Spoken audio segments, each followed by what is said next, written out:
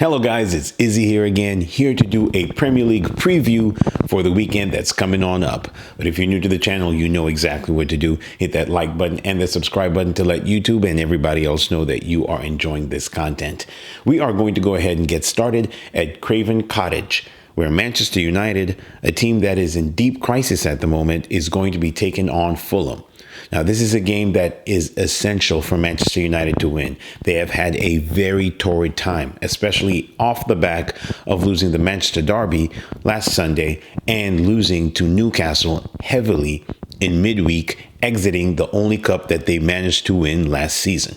Now, Ten Hag looks like a dead man walking. And unfortunately, I think that he is not the core problem at Manchester United. He is just a symptom. And this weekend, he needs to do a lot to make sure that he is able to save his job. On the other hand, Fulham are a team that's been kind of up and down so far this season. They are in mid-table where you would expect them to be, but they've had a couple of iffy performances recently. Now, this is a game that I do think they can cause Manchester United some serious problems.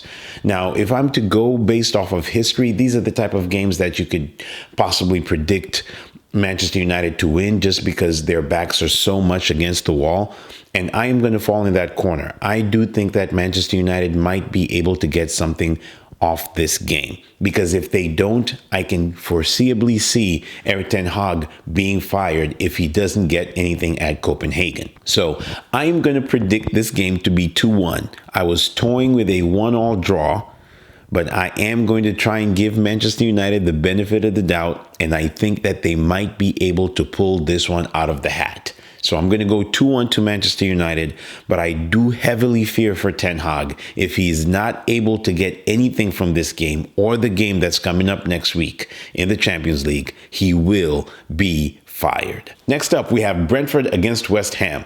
Now, Brentford are coming off the high of beating Chelsea at Stamford Bridge, being the first team to win their first 3 games at Stamford Bridge. A very, very good result. On the other hand, West Ham lost last week, but managed to beat Arsenal and knock them out of the Carabao Cup. So I'm going to go for a Brentford win in this game because I think Brentford are now going to start picking up a little bit more confidence based off of their gameplay in the last few weeks. West Ham are no mugs, and I'm not brushing them aside thinking that they are just going to be, slept on in this game. But I do think that Brentford at home have been showing signs of recovery based off of their performances, and I think that they're going to be a little too strong for West Ham. Now, I gave West Ham the benefit of the doubt last week, and they didn't come through, but they needed to prove something possibly to themselves by beating Arsenal. Now, for vast majority of that game, they were very good defensively, but they didn't offer too much going forward until the second half, where they caught Arsenal cold a couple of times, and they had a little bit of the rub of the green with the first goal. But West Ham, after Kudus had a very good performance against Arsenal, might be able to try and get something off this game, but my prediction is going to be a 2-0 victory for Brentford. Next up, we go back to Manchester,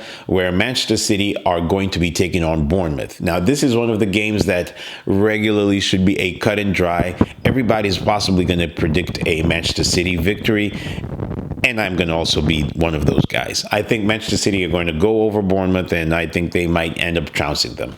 They just beat Manchester United last week in a game that was very, very devastating for Manchester United fans. But for Manchester City, it showed just how big the chasm is between the two Manchester clubs. And I think the chasm is even wider against Bournemouth, and this game will prove it. I am going for a conservative 3-0 victory for Manchester City. I do not see Bournemouth troubling them in the least bit. Bournemouth, however, did gain their first victory in the league last week, so that should give them some confidence.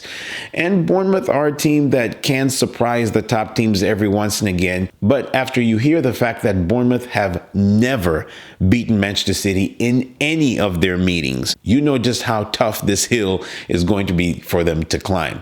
So I am going to go for a Manchester City victory. It's going to be pretty bad if Bournemouth do just lay their gloves on the ground and roll over and die. I don't think that's going to be exactly that. I think Bournemouth do have the capability to give them some problems, but I think Manchester City will come out comfortably on top. I'm going to go for 3-0. Next up, we have a team that has been struggling all season in Sheffield United, and they are going to be hosting Wolverhampton Wanderers. Now, Wolves have picked up recently, and they have been playing very well almost all season, in my opinion. They haven't had some of the results based off of those performances, but much more recently, they have been very cohesive. They come off of a 2-2 draw against Newcastle, where some argue they probably should have won based off of the penalty award that was given to Newcastle in this game. I am going to go for a 1-0 victory for Wolves in this game. I think that Sheffield United are in dire straits. I think that they are a shoo-in for relegation unless they change something. And Heckingbottom is pretty much on the chopping block. He seems like a great guy, great manager, but I think that with the squad that he has and maybe his tactical approach to some of the games, he might be out of his depth. Not as a manager, but just at this point in the Premier League based off of the squad that he has. Wolves, on the other hand, are going from strength to strength. They were favorites for a lot of people to go down at the start of the season, but Gary O'Neill is doing a very, very good job for his club. And I think that Bournemouth were loath to fire him last season. He did a very good job in keeping them up, and he's showing that he can tactically take down some of the big teams. He's played very well in games such as the one against Manchester United, played very well against Manchester City, where they did get a result in that game, and they played very well for most parts of the game against Liverpool. However, they did tire at the end. So in this game, I think they will take it. I don't think it's going to be comfortable because they're going to be away from home. Wolves tend to not score very many goals, but I think in this game, they might be able to just get that one, which should be enough for them to take all 3 points. So Wolves to win 1-0. Next up, we have Burnley against Crystal Palace, and I find it very hard to separate these two sides. Now, Burnley are a team that right now a lot of people are pegging for the drop, and Crystal Palace are a mid-table side who, just like Fulham, like I said before, are a team that can give you some good games and they can give you some bad games. You know, Crystal Palace don't generally concede a lot of goals, and their games don't tend to be the most exciting of games. So in this game, I am going to go for a 1-1 draw. I think that Crystal Palace are a good team, but Burnley, being at home, should be able to get something out of this game. Crystal Palace need to evolve. They need to move away from Roy Hodgson eventually, because it just seems as though that their football is going somewhat stale. Burnley, on the other hand, we all know are trying to play expansive football. I just don't think that they have the squad that's going to be good enough to compete with a lot of the teams in the Premier League. And unless they do something in January, they're going to keep on hitting the same roadblock that they've been hitting so far. They have a couple of wins under their belt, but they are still in the bottom 3. So it's not going to be looking very good for them unless they do something to the playing squad. I am going to go for a 1-1 draw in this game. Crystal Palace are not usually the best watch. Burnley at times can be, but the problem is that they don't convert a lot of their chances. I'm going to go for a 1-1 draw. I can't really separate these sides, and let's see what happens tomorrow. Next up, we have Everton as they host Brighton and Hove Albion. This game had 2 different scorelines last season. Now, Brighton went ahead and beat Everton 4-1 at Goodison Park. And so when they met again at the Amex, a lot of people thought Everton were just going to roll over and die. And it ended up being the complete opposite. Everton had one of the best counterattacking matches that I have ever watched as they beat Brighton 5-1 at the Amex. It was a totally unexpected result, and one that boosted Everton's chances of survival and eventually got them over the line.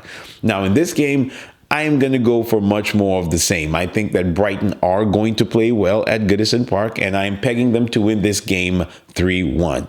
I think that Everton do have a fair amount of confidence right now based off of their results recently. I think Sean Dyche is doing a decent job, but I think that De Zerbi is now well worth the win. Everton have been good, but I think that Brighton, not having won any of their last 4 games, should be able to try and topple the guys from Merseyside. So I'm going to go for a 3-1 victory in favor of Brighton and Hove Albion. And then next up to Tyneside, where Newcastle are going to be hosting Arsenal. Now, this is a game where I am admittedly a little bit emotionally compromised. At the start of this week, I was going for a Newcastle victory. And just as recently as 5 minutes ago, I was going for a Newcastle victory. I have slightly flipped that on its head, and I do think that Arsenal might be able to win this game. This was going to be the first game that I was going to predict Arsenal to get a loss. I think the closest game that I had them losing to was Manchester City in my previous predictions, where I had them having a 2-2 draw. Now, I do think that Newcastle are going to have unbounded confidence from the fact that they dispatched Manchester United with their second string side. They didn't really need to break a sweat in winning that game. They could and they will cause Arsenal some problems. The only problem that I do see for Newcastle is that they have a ton of injuries. They have a couple of first-team players that are not going to be able to play for this game, the likes of Tonali that are not going to be eligible for this game. And so I just think that Arsenal, having the stronger bench, might be able to take this one away from Newcastle. Newcastle also admittedly do not have the best record against Arsenal. And most recently, the only time we can think of them stopping Arsenal was in that 2-0 victory that stopped Arsenal from qualifying for the top four. I am going to go for a 2-1 victory to Arsenal, although I am teetering on the fact that I think it might end up being a 2-2 draw or a 1-1 draw, because Newcastle are strong enough to be able to hold off Arsenal. But as I said earlier, I am a little emotionally compromised because some part of me thinks Arsenal can do it. But there's some part of me that also says that I think Newcastle might be able to spring a surprise. I am going to go for a 2-1 victory, though, and we'll find out on Saturday. And then over to Nottingham Forest versus Aston Villa. I am predicting this game to be a 2-0 victory for Aston Villa. As much as I thought that Nottingham Forest are a good side and they've been playing very well, I think Aston Villa are going to be far too strong for them, just as they were far too strong for Luton Town. And Unai Emery has his players playing very well. They're playing some attractive football. Villa look extremely confident off the ball. They look very confident on the ball. And they also just look like a team that you will need a lot to stop. They are going to be away from home, and Nottingham Forest are going to have that as an advantage. But I do think that Aston Villa should be able to take this game. Now, if Nottingham Forest do play a deep block, they might be able to try and nick a goal on the counterattack, and that should change the complexion of this game simply because of just how deep Nottingham Forest decide to defend, especially against the top teams. But if Aston Villa do get ahead in this game, that's where I think that Aston Villa could power through. Not dispatch of them easily, but I think that they should be able to take this game. And so I'm going to predict a 2-0 victory for Aston Villa. Next up, we have Luton Town against Liverpool. And I hate to say it, this is one of those games that I find it very easy to predict. I cannot see for any life of me why Luton Town can beat Liverpool. Liverpool should take this game easily. I'm not going to bore you with too many stats and records because Luton have not faced Liverpool pretty much since the 92-93 season. So I can't go off of that. But I will say that Liverpool have a very strong squad. They are gelling very well. And this game should be a relatively easy scoop for Liverpool. And I am going to go for a 2-0 victory. And finally, Tottenham take on Chelsea on Monday. Tottenham are top of the table, flying, playing very well, and are very confident. Chelsea, on the other hand, had just fallen with a big thud against Brentford last week when they lost 2-0 at home. This game is going to feature Mauricio Pochettino in a reunion against his former team, Tottenham Hotspur, who he carried to the runners-up spot against, guess who? Chelsea in the 2016-2017 season. Now, usually when these types of reunions take place, a lot of times the manager who's coming back in usually gets a shellacking. I can remember Jose Mourinho getting reunited with Chelsea when he came back as Manchester United coach and getting a 4-0 thumping there. There are also times when the manager comes up trump and sometimes sets his former team back. In this situation, I think that Mauricio Pochettino is not going to be successful. I think that Tottenham are going to take this game, and I'm going to give them a 2-1 victory, and I think that they're going to just keep on steamrolling ahead. While the claims of them being title contenders, I still think is a little far-fetched. Now, while I don't think that Tottenham are the strongest of title contenders and they might fall away eventually, remember we had that fairy tale season from Leicester, and last season we also had the fairy tale that came from Arsenal. So anything is possible in this league. I do think that they are going to be far too stronger for Chelsea in this game, simply because Chelsea are still on their path to try and reestablish themselves. And while Tottenham are also on that path to reestablish themselves, they seem to be up ahead compared to where Chelsea are right now. So I am going to predict a 2-1 victory for Tottenham Hotspur. So that's all I got for these games, guys. Let me know what you think down below. It's been your boy Izzy, and until the games tomorrow, peace.